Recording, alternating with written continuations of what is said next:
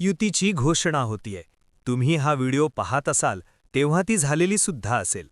दोन ठाकरे एकत्र आले, ठाकरे ब्रँड एक झाला, दोघा भावांचं जागावाटप ठरलं, अशा बातम्या तुमच्यापर्यंत पोहोचत असतील. पण त्याचसोबत आम्हाला या भावांचा आव्हानच वाटत नाही. दोन बुडणारे लोक एक झालेत असं सुद्धा भाजपचे नेते म्हणताना दिसतील. पण खरंच असं असेल का? त्यासाठी काही वर्ष मागे जाऊयात. एकनाथ शिंदे यांनी बंड केलं होतं.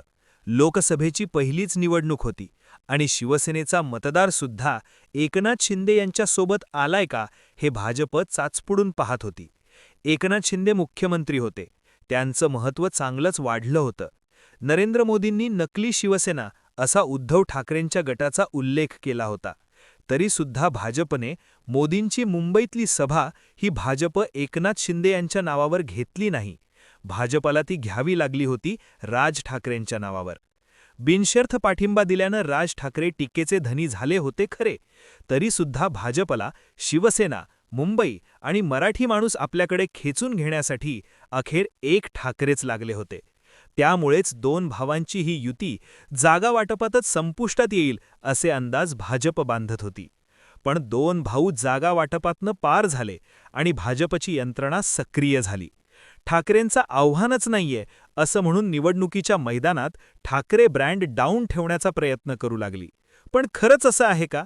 दोन भावांचा लोड भाजपाला का घ्यायला हवा? या दोन भावांच्या युतीला हलक्यात घेतलं तर लोकसभेसारखा निकाल भाजपच्या पदरी का पडू शकतो? समजून घेऊयात आजच्या या व्हिडिओतनं. या दोन भावांच्या जोडीला हलक्यात घेऊन चालणार नाही असं म्हणण्याचं पहिलं कारण म्हणजे ठाकरे ब्रँडसोबत असणारं भावनिक नातं. बाळासाहेब ठाकरेंचा प्रभाव हा फक्त मराठी माणसांवर होता, फक्त हिंदुत्ववादी मतांवर होता, अशी गणितं सर्वसाधारणपणे मांडली जातात. वरवर हे खरं वाटतं, पण प्रत्यक्षात वस्तुस्थिती मात्र वेगळी दिसते. बाळासाहेब ठाकरेंचं राजकारण हे प्रत्यक्षात सर्वसमावेशक होतं. आज मराठी माणसांची टक्केवारी सांगून किती टक्के मराठी मुंबईत उरलेले आहे, त्यापैकी किती मराठी मतं शिवसेनेला मिळतील असा प्रतिवाद ठाकरे ब्रँड किती महत्त्वाचा ठरणार यासाठी दिला जातो.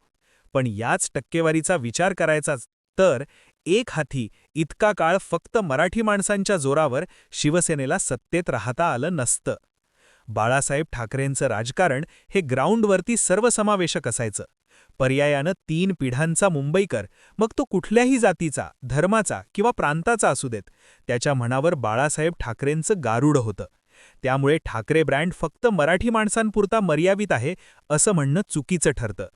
गुजरातचे तत्कालीन मुख्यमंत्री नरेंद्र मोदींनी गुजरात दंगलींच्या आरोपानंतर मातोश्रीवर येत बाळासाहेबांच्या समोर डोकं टेकलं होतं. सांगायचा मुद्दा इतकाच आहे की इतर राज्यातल्या मुख्यमंत्र्यांना आपल्या हिंदुत्ववादी भूमिकेसाठी बाळासाहेबांच्या व्हॅलिडेशनची गरज भासली होती. 3 पिढ्यांच्या, 4 पिढ्यांच्या राजकारणावर असणारा हा प्रभाव फार मोठा आहे. राज आणि उद्धव वेगळे झाल्यानंतर मात्र या मतांची विभागणी झाली. राज ठाकरे सातत्यानं पराभूत होत असल्यानं त्यांच्यावरती टीका होते. तरीसुद्धा मुंबईच्या प्रत्येक वॉर्डातनं मतांची 1% राज ठाकरेंच्या मागे सातत्यानं आणि कुठल्याही वाऱ्यात उभी राहिलेली दिसते. ही मतं जिंकण्यासाठी कमी असली तरी कोणत्याही स्थितीत ही मतं राज ठाकरेंना कशी काय मिळतात याचा विचार करायला हवा. अर्थात यामागे ठाकरे ब्रँड महत्त्वाचा आहे. सौतासुभा करून इतकी वर्ष विरोधात राहून एकनाथ शिंदे अशा प्रकारे प्रत्येक वॉर्डातनं सत्तेविना मतांचा 1% मिळू शकले असते का हा विचार केला तरी ठाकरे ब्रँडचं महत्त्व लक्षात येऊ शकतं. अर्थात ठाकरे ब्रँडसोबत फक्त मराठी माणसं जोडली गेली आहेत असं म्हणणं चुकीचं ठरू शकतं. या उलट 2 ते 3 पिढ्या ज्या खऱ्या मुंबईकर आहेत त्यांची भावनिक नाळ ठाकरेंसोबत जोडली गेलेली आहे आणि ते ठाकरेंना संपवून देत नाहीत. अर्थात यापूर्वीच्या अनेक इलेक्शन्समध्ये बाळासाहेबांवर सुद्धा या मतदारांनी टीका केलेली आहे. पण संपण्याची वेळ येते असं दिसतं की हे मतदार पुन्हा ठाकरेंना जिवंत करण्याच्या मागे लागतात.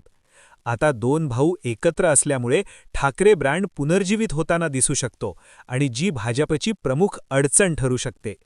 2 भावांच्या जोडीला हलक्यात घेऊन चालणार नाही असं म्हणण्याचं दुसरं कारण म्हणजे दोघांची कामाची पद्धत. राज ठाकरेंच्या भाषणांची, त्यांची एकूणच राजकारणाची तुलना बाळासाहेबांसोबत होत असते. राज ठाकरे हे शिवसेनेतनं दूर झाल्यानंतर शिवसेनेला बसलेला पहिला फटका याच आक्रमक राजकारणाचा होता. उद्धव यांची मवाळ भूमिका आजचं मरण फक्त